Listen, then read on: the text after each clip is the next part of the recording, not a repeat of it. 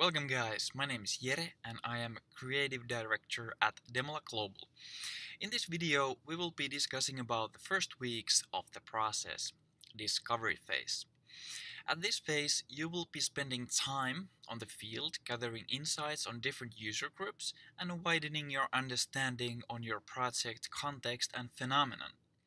In discovery phase you see that there is both diversifying and converging parts. Straight from the beginning of the project, your task is to spend time on the field, gathering lots of insights of your project phenomenon and context. Let's say your project is about utilizing artificial intelligence in education. Then you probably go and observe and interview different user groups in schools like students, teachers, parents, rector, and not forgetting startups working with AI.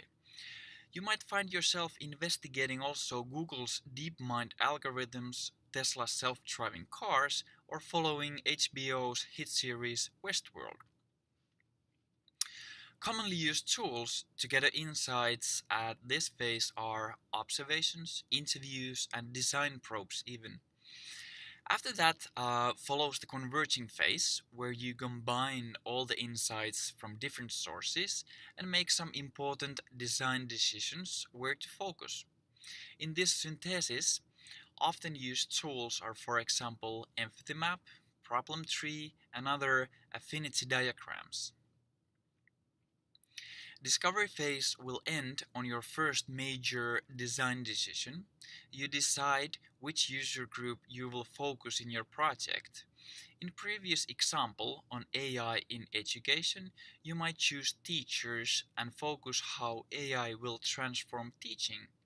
Or you might want to think how AI will change how people learn and choose students or learners to your key target group.